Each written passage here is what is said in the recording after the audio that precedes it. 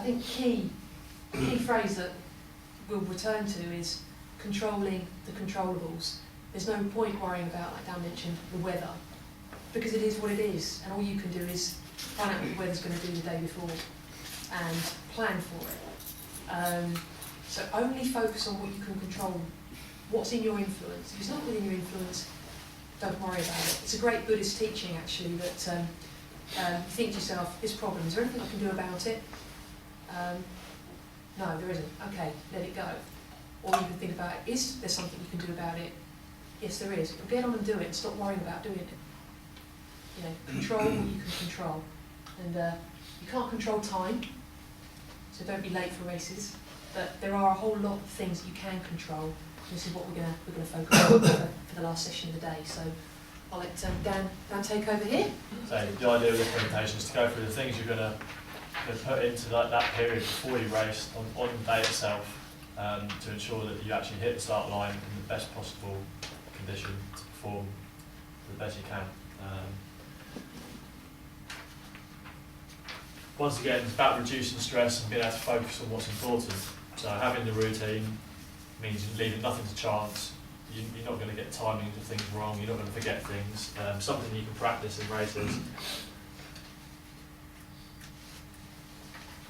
So that you can practice it in your first races, the ones that perhaps aren't so important to you. So when you come to your national championships or your main race for the year, you've got it all. It's the second nature, it's routine, it's something you just get on and do, you don't have to worry about it. So timing's crucial, when to start your warm-up, when you can fit your mental preparation in there, your nutrition, everything like that. If you can plan it out beforehand, then you're not going to forget anything and you're going to get it all right. So the handout you've got is just a way you can go through a checklist. It's a timeline there, starting 3 hours before the race. You might want to make it longer, something like that. And what you're aiming for, this is one of another athlete. He's got everything in there that he has to do before the race to get himself ready. You've got the warm-up itself here with the different intensities. You've got ergogenic aids, supplements you might take at various points in there. Right down to the very basics, like when to pin your number on, when to change into your race kit, putting your helmet on, things like that. Everything's in there. You follow that plan and you're going to hit the start line at the right time and perfectly prepared to race. So Helen's going to go through the details of this.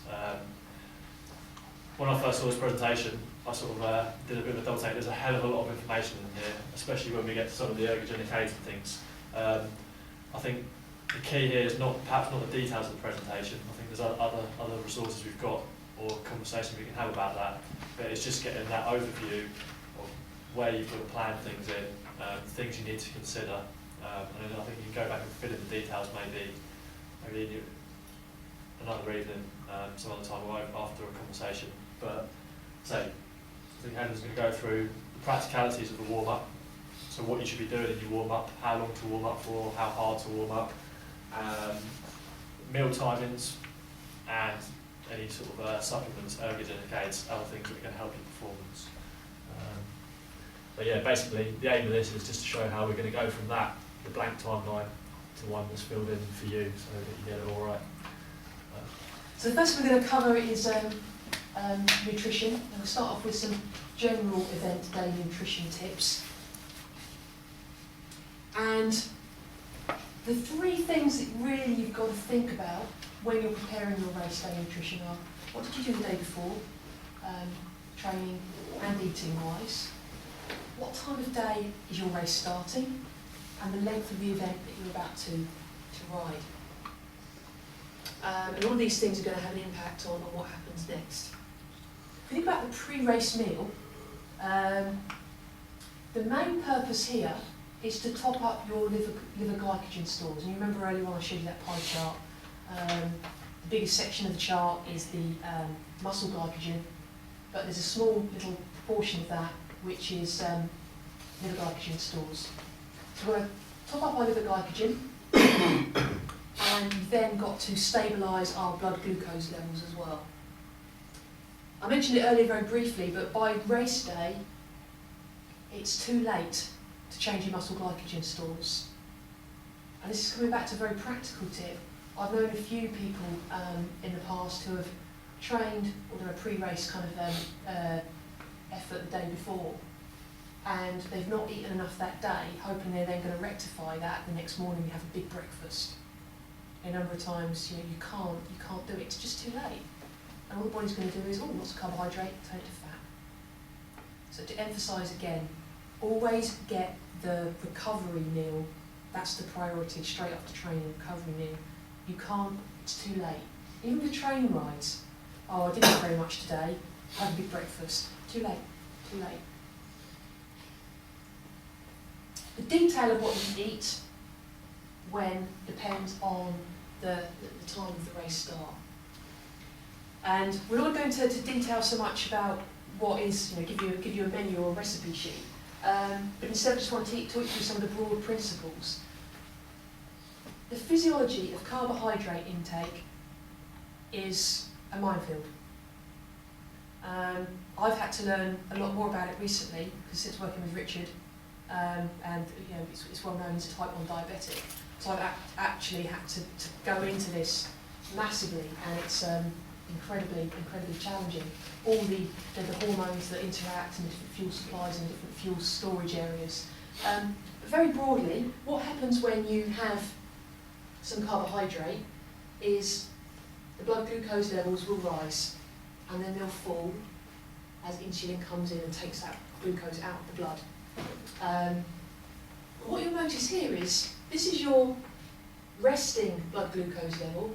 After the peak, you actually get that period of time when sometimes blood glucose can fall below your baseline. And that's what I said about the pre-event meal, and the timing of it can be very, very important. The danger is, oh, I'm feeling a little bit hungry, should I have something to eat? Yeah, I'll have half a go bar. And you've actually then just made yourself hypoglycemic in the first 30 minutes of the race. Okay, so it's got it, having not enough can be detrimental, but having too much can be detrimental as well. The different shapes of the curves depend on the type of carbohydrate you're eating as well. High glycemic index carbohydrates, those very fast release sugars, all your energy drinks are high glycemic index. They have a higher spike, but their drop off is also a lot quicker. Compare that to low glycemic, a lower spike, but it's able to drip feed the energy in. In fact, it's probably the one type that keeps you up above your pre-exercise baseline levels.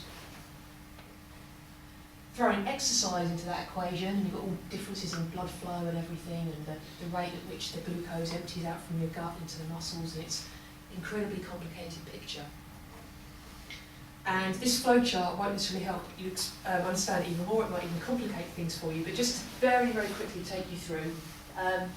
Let's say you've eaten something, your blood glucose has gone up. What happens is, in normal athletes, the pancreas releases insulin. The insulin goes into the circulation, and it takes that glucose out of the blood, uses it as energy, it turns it to fat, or it converts it into glycogen, depending on whether you're at rest or exercise, how much you've taken in. Excess will go to fat. At the right time, it might be pulled in for glycogen. If it's pre-event, it'll be used up for energy. That insulin decreases blood glucose, and once you get a decrease in blood glucose, you get glycagon. That's the hormone that acts in opposite to insulin. This breaks down into glycogen and releases blood glucose in, and that increases blood glucose, etc. That's the cycle. So even if you don't understand the detail, what I want you to take away from that slide is that it's complex, and also putting in a little bit of carbohydrate at the wrong time, too much, too little, can actually disturb and do more harm than good. Basically, eat well while you're training, and you'll avoid this whole need to be extra vigilant at this point. I'm basically getting across that the pre-event meal isn't as important as the nutrition leading up to the event. You're more likely to scupper yourself pre-event on the day. So again, it's kind of trying to rid that self-sabotage rather than give you any great information. So for morning races, aim for a normal, familiar-sized meal, and eat 2 hours before, containing about 200, 300 kilocalories, and you're absolutely fine.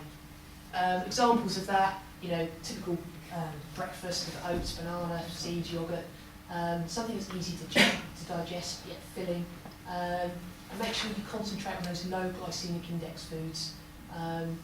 Protein's okay, because it actually slows down the release of carbohydrates into the system, so it can be quite useful, particularly if you've got like a need for some slow burn energy. And that kind of breakfast will keep blood sugar levels steadily raised. Okay? Races later at... Did you ever advocate not having breakfast? No, purely from that liver glycogen status. I think it's different training versus racing, so this is very racing specific here. Don't race without breakfast, just purely because you need to top up your liver glycogen, which overnight you effectively fasted, haven't you? Starved your body for 12, 14 hours. So if you might have eaten well the day before and your muscle glycogen stores are full, but you need something to just top up your liver glycogen a little bit. So yeah, it's better to break the duck, I think, in the morning than not. I know some people that are so nervous the morning of the race they can't eat. Yeah, but then it becomes about balancing the lesser of the evils. Do you eat, you're so nervous you're sick, and you've defeated the object, or do you not eat and don't have the energy? And if it's going to get you to the race line, then being underfueled, at least you're there. And you can always start fueling once you get racing as well, so you can just make up for that.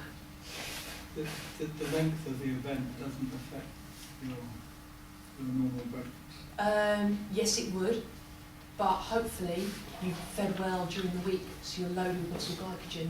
If you have that meal before the race or the event, and then you start fueling on the bike, that's the key. So don't be tempted to have a huge meal, a huge breakfast, because all that's happened is you'll get a bigger blood glucose spike, more insulin will come in, and that insulin will just say, right, well that's enough glucose to put in the liver. It's too late to do anything with muscle glycogen because that enzyme's not awake yet. So, oh what, I'll just put it and make it fat. Fine on event day, 'cause it's not going to affect your metabolism, but then 3 days, 4 days later, you've put on a few kilos. And it's amazing how many people I know have done longer events like London to Paris, back-to-back events, and they've actually put weight on because they've eaten too much at the wrong time. They've thrown food at themselves when they're tired, and it's ended up being counterproductive in the long-term picture. So there's a lot of it depends on individual responses as well. So these are all things I can talk through you on an individual level when it comes to specific race prep. So if you're racing later in the day, it's always quite a tricky one, but have a normal breakfast, and then think about the pre-race meal as something that's about 3 to 4 hours before. If not a little bit longer, depending on when you're going to warm up and what you're going to do in that warm-up. But you can see it's quite a sizable meal. Classic stories last year, I heard one person, British time trial champs, hit the wall, then he told me later, well I did only have a tuna salad before I started. And you're thinking, yeah, even the odd gel you then take in isn't going to rescue you. So but it's very, very hard. You get to the race venue, you're not racing till later, you're hanging around the HQ, everything's going on, and you end up snacking on go bars or something, and then you get to the race line and you're already hungry. So you really got to think about what's the best approach for you. Common errors, getting it all over your face.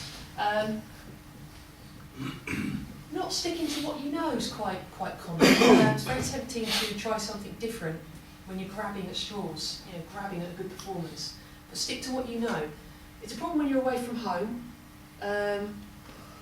getting the foods that you're familiar with, or if you've got a particular food allergy, making sure that you can get what you need. So get into the habit of taking stuff with you, taking some little Tupperware boxes of food that you can squirrel away on when you need to. And the other thing is, I mentioned earlier about getting paranoid and trying to top up with too little too late. So don't take food 20 to 30 minutes before the start, because it does interfere with all your insulin. And the best thing to do is to practice these feeding strategies before a race and training.